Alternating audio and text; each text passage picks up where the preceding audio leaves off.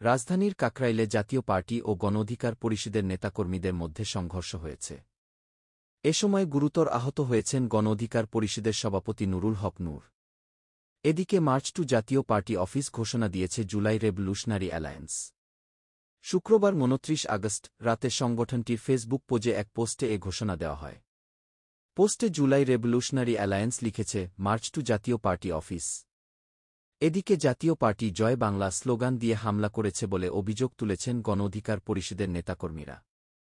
শুক্রবার রাজধানীর কাকরাইলে জাতীয় পার্টির জাপা কার্যালয়ের সামনে জাতীয় পার্টি ও গণ অধিকার পরিষদের নেতাকর্মীদের মধ্যে ধাওয়াপাল্টা ধাওয়ার পর এ অভিযোগ তোলেন তারা।